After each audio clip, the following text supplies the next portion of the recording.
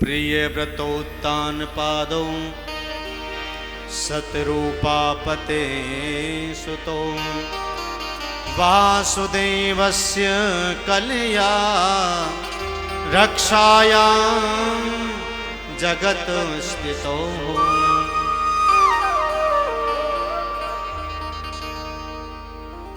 स्वयंभू राजा के दो पुत्र हैं, प्रियव्रत और उत्तानपाद। 3 पुत्री थी, देवहूति, आकुति, प्रसूति। देवहूति का विवाह तो कर्दम ऋषि से हो गया और प्रसूति का विवाह प्रजापति से हुआ और आकुति का विवाह रुचि प्रजापति से हुआ। 2 पुत्र हैं, उत्तानपाद और प्रियव्रत। उत्तानपाद का अर्थ होता है जो अभिमान से भरा है, जिसका सिर नीचे पैर ऊपर, उसी कहते हैं उत्तानपाद।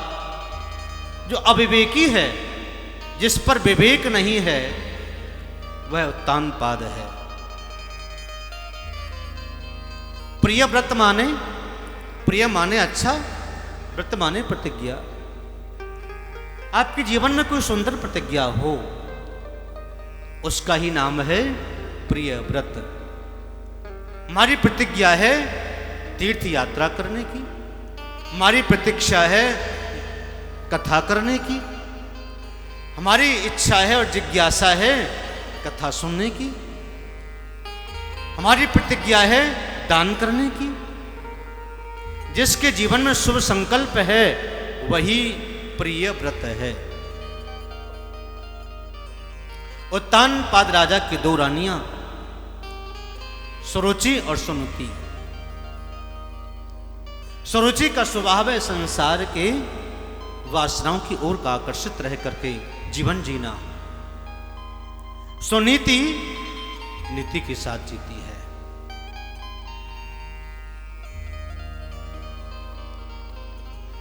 सुनीति का पुत्र है ध्रुव और सुरुचि का पुत्र है उत्तम। एक बार उत्तम अपने पिता उत्तानपाद की गोदी में बैठा हुआ था, तो बालक को देख करके ध्रुव के मन में भी बात आई कि मैं भी पिता की गोदी में बैठूं। लेकिन जैसे ही पिता की गोदी में बैठने के लिए तैयार हुआ, वैसे ही सुरुचि आई और डांट लगा दी। ध्रुव रोने लगा और रोता हुआ अपनी माँ सुनीति के पास कह जाकर के कहने लगा कि माँ, क्या मेरे वो पिता नहीं हैं?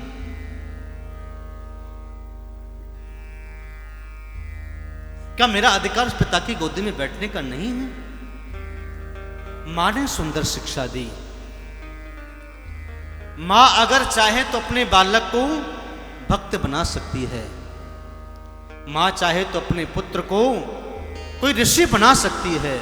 मां चाहे तो अपने पुत्र को डाकू, चोर, बेईमान, जुआरी, छलिया बना सकती है। सबसे बड़ी मां ही गुरु उस बालक की होती है। सबसे बड़ी मां है गुरु। इसलिए मां अपने बच्चे पर पूरा ध्यान दे, पूरा ध्यान, कि बालक बिगड़ न जाए। कोई गलत काम करे, चोरी करे, किसी को मारे, पीटे, डांटे, गलत काम करे, तुरंत डांटो, उसको प्यार से समझाओ, बचाओ, समझाओ। अगर बाल्यकाल बच्चे का बिगड़ जाता है तो सारा का सारा जीवन बिगड़ जाता है। बाल्यकाल बिगड़ गया तो फिर तुम संभाल नहीं पाओगे, उससे संभाल नहीं पाओगे। एकदा सुरुचि पुत्र मां कामारोपिलालयन् उत्तमं नारोक्षन्तं ध्रुवं राज्याभ्यानन्दिताः। मां ने कहा, बेटा अगर तुझे पिता की गोदी में बैठना है तो जगत के पिता की गोदी में बैठना। ऐसे पिता की गोदी में बैठ कर के क्या करेगा? जो आज जिंदा है परसों मर जाएगा, वर्षों के बाद मर जाएगा। गोदी की लालसा अगर आपकी है तो जगत पिता की गोदी में बैठने का प्रयास करना। ध्रुव ने कहा ना मां, मैं बदला लूंगा। उस मां से मुझे डांटा, मैं बदला लूंगा। सुनीति ने कहा कि नहीं बेटा, किसी के लिए भी अमंगल की कामना मत करना। मां मंगलम तात परे सुमस्था भुक्ति जनो यद पर दुखस्तता सत्यम सुरक्षा विहितम भवान में यदुदर्गो भाया उदरे ग्रहीत। बेटा, मैं मां तेरी अभागी हूं जो तेरा पालन पोषण ढंग से नहीं कर पा रही हूं, और जहां मेरा आशीर्वाद है तू ऐसे पिता की गोदी में बैठने का प्रयास यत्न कर जो तुझे सदा सदा भगवान की गोदी मिले, वो जगत पिता की गोदी में बैठने का आनंद प्राप्त हो। ध्रुव ने कहा तो मां वो मेरे पिता कहाँ मिलेंगे, कैसे मिलेंगे, कोई मार्गदर्शन तो बताएं। मां ने कहा बेटा मेरा आशीर्वाद है, जा तू घर से निकल जा, और तेरी 5 वर्ष की अवस्था है, सबसे पहले तुझे कोई संत मिले तो समझ लेना तुझे भगवान मिल जाएंगे। संत नहीं मिलेंगे तो भगवान मिलना कन्फर्म नहीं है। मां ने अपने पुत्र को घर से बाहर निकाला पहली बार आज। मां के मन में कोई डर नहीं है, कोई भय नहीं है, उदासी नहीं है।